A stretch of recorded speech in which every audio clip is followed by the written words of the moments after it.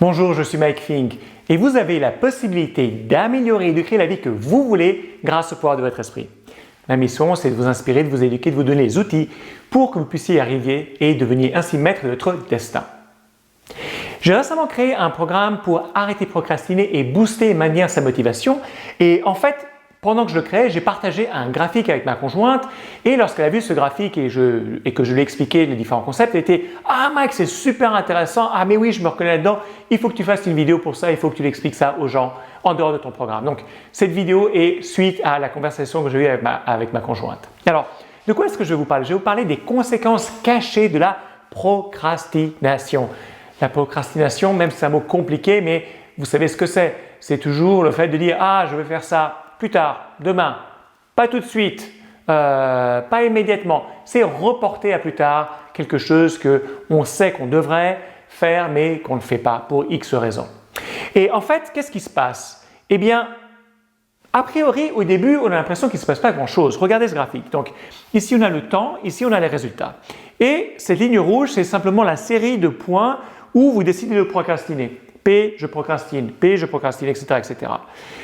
Alors que la ligne verte, c'est ce qui se passe lorsque vous décidez de passer à l'action, d'entreprendre une action. Donc, A, c'est action, P, c'est procrastination. Et que se passe-t-il? C'est qu'au début, lorsque vous entreprenez une action, le résultat que vous obtenez est quand même assez petit. En fait, la différence est toute petite ici. Et fondamentalement, c'est pour ça que les gens se disent « Ah, est-ce que je fais, est-ce que je ne le fais pas, je ferai ça plus tard, je ferai ça demain ». Parce que la différence entre où ils sont maintenant et ils pourraient être après l'action leur semble tout à fait mineure, c'est juste quelques degrés de séparation. Mais ensuite, que se passe-t-il?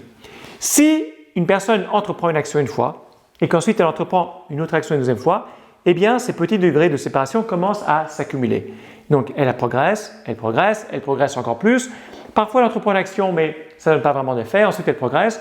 Parfois on entreprend des actions et on régresse parce que la vie n'est pas idéale, le succès n'est pas une ligne droite vers son objectif, c'est plutôt une ligne en zigzag. Mais en continuant à prendre des actions, finalement ça se somme, ça s'accumule et cette personne atteint son objectif.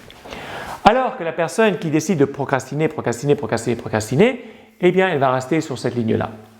Et finalement, les conséquences de la procrastination sont des conséquences cachées et elles sont majeures.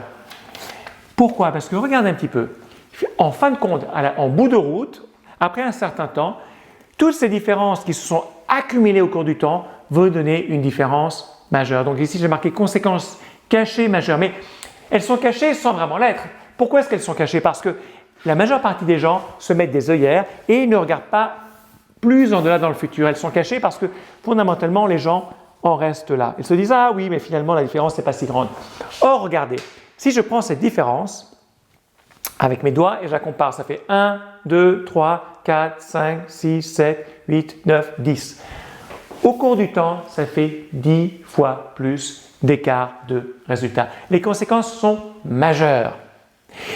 Et à quoi est-ce que ça peut s'appliquer? Ça peut s'appliquer par exemple au fait d'épargner de l'argent, donc mettre un petit peu d'argent de côté. Juste avoir mis un petit peu d'argent de côté, ça ne fait pas une différence, mais l'accumulation va donner des conséquences majeures. 10 fois plus au bout de X temps ou X fois plus au bout de X temps. Ça peut s'appliquer au fait de ranger sa chambre, ça peut s'appliquer au fait d'écrire un livre. Le fait d'écrire tous les jours 1000 mots ou 3 pages ou quel que soit le chiffre que vous avez fixé, ça va vous faire avancer. Ça peut s'appliquer au fait de lire un livre petit à petit. Ça peut s'appliquer au fait d'étudier une langue étrangère. C'est applicable à plein de domaines dans votre vie. Et en fait, avec cette vidéo qui sera courte aujourd'hui, mais le concept n'est pas compliqué, mais en même temps, il est extrêmement important parce que une fois que vous le comprenez, une fois que vous élargissez votre point de vue de là à là, une fois que vous voyez les deux lignes et les conséquences dans le futur, eh bien j'espère que ça va être un souvenir, un repère visuel que vous allez garder à l'esprit en vous disant à chaque fois que vous sentez l'envie de procrastiner en disant « Ah, pas maintenant, plus tard, pas tout de suite », ce n'est pas simplement à cette petite différence qu'il faut penser, mais c'est à cette énorme différence qui va arriver. Parce que la majeure partie des personnes, qu'est-ce qu'elles font?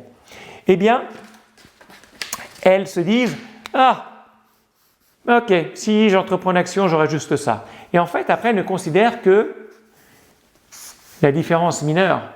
À chaque fois qu'elles sont confrontées au fait d'entreprendre une action, elles ne tiennent pas compte du fait que cette action va se multiplier. Elles sont toujours basées sur cette petite vision à court terme en se disant la différence est toute petite, la différence est toute petite, la différence est toute petite, mais en réalité non. Une fois qu'on est là, la différence est déjà, donc si je prends la mesure, 1, 2, 3, 4 fois plus grande. Là, c'est 1, 2, 3, 4, 5, 6, 7 fois plus grande. Au fur et à mesure, la différence se multiplie, mais les gens sont toujours braqués sur le court terme. Donc, je vais partager une petite équation avec vous, une petite phrase, c'est vite égale lent plus constant. C'est la fable de La Fontaine. Je n'ai pas inventé le concept, La Fontaine en parlait déjà. Ce que j'ai inventé en revanche, c'est la représentation graphique qui, j'espère, va vous rester à l'esprit. Vous aurez cette image. Donc, vite égale lent plus constant. C'est-à-dire que c'est un petit progrès, un petit progrès, un petit progrès, et au bout d'un moment, on accumule.